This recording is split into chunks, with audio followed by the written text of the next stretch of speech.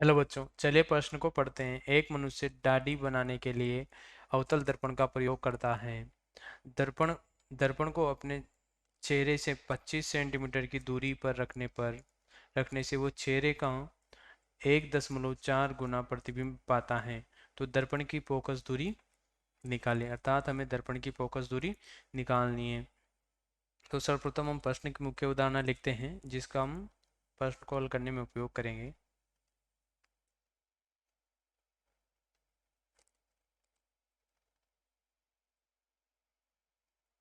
मुख्य अवधारणा।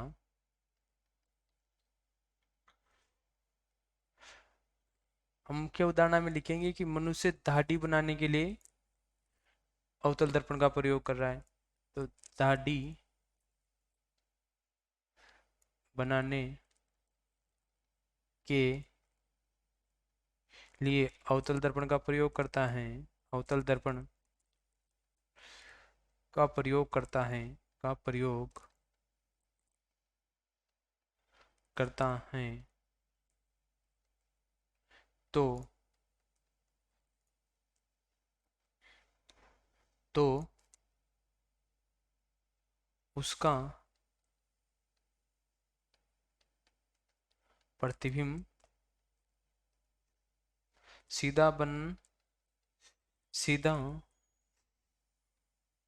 बन रहा है। दाढ़ी बनाने के लिए अवतल दर्पण का प्रयोग करता है। मैं यहाँ दाढ़ी को सही तरीके से लिख देता हूँ।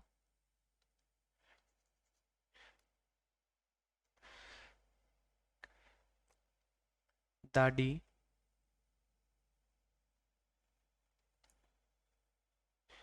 दाढ़ी बनाने के लिए अवतल दर्पण का प्रयोग कर रहा है तो उसका प्रतिबिंब सीधा बन रहा होगा, क्योंकि उल्टा बन रहा होगा तो दाढ़ी बना नहीं सकते। अर्थात उसका प्रतिबिंब क्या बन रहा होगा? सीधा बन रहा होगा। अब जब प्रतिबिंब सीधा बन रहा है तो उसके आवर्धन का जो मान है, आवर्धन का मान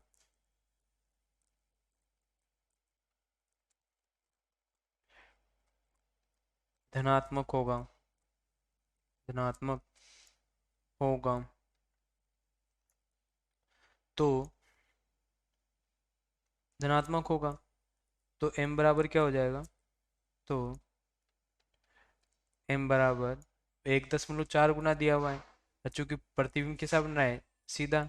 तो उसके आवर्धन का मान कितना हो जाएगा? धनात्मक हो जाएगा। m बराबर +1.4 हो जाएगा। तो m बराबर हो गया हमारा। अब हम ये भी जानते हैं कि हम जानते हैं कि आवर्धन आवर्धन का सूत्र f तथा u के पदों में निम्न होता है।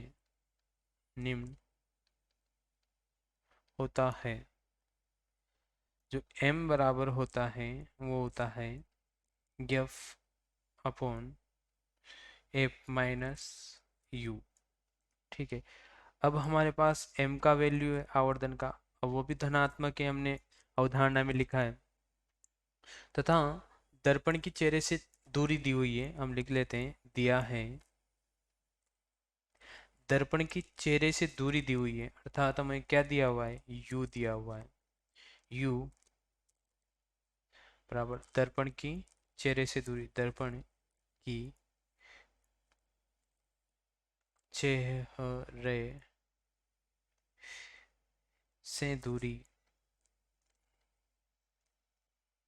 कितनी दी हुई है? 25 सेंटीमीटर।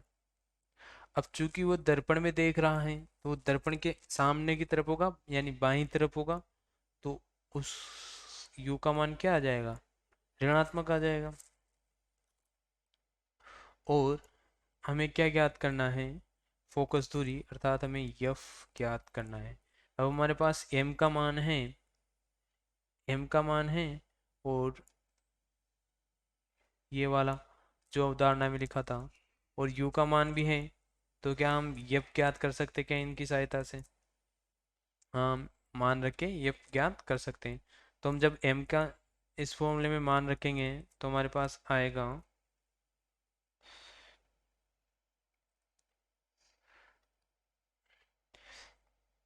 एम का मान कितना है, प्लस 1.4 बराबर यफ हमें ज्ञात करना है, तथा यहाँ पे F minus -25 centimetre.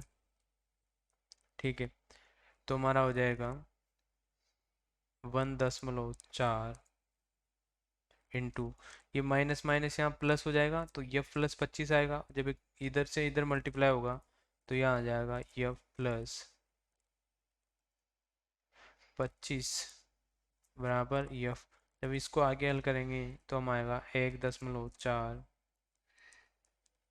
Into F plus 1.4 into 25, तो हमारा यफ आ गया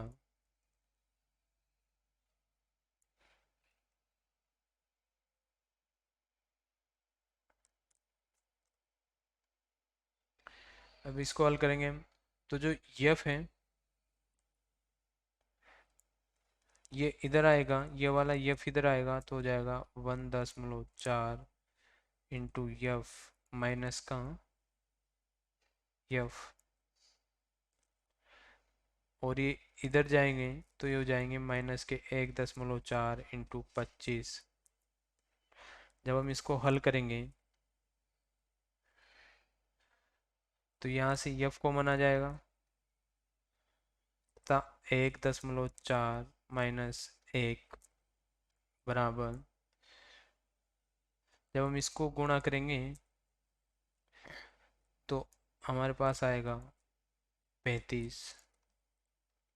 तो आगे हल करने पे यह बराबर -35 बटे, अब 1.4 में से 1 जाएगा तो 0.4 बचेंगे,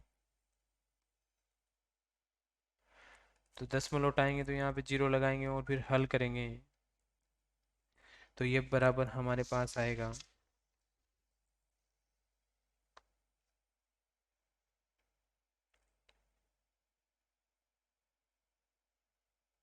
-8.7.5 सेंटीमीटर।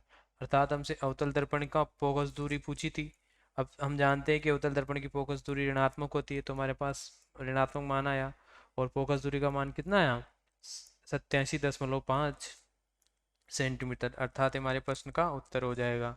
आशा है आपको प्रश्न का उत्तर समझ में आया होगा। धन्यवाद।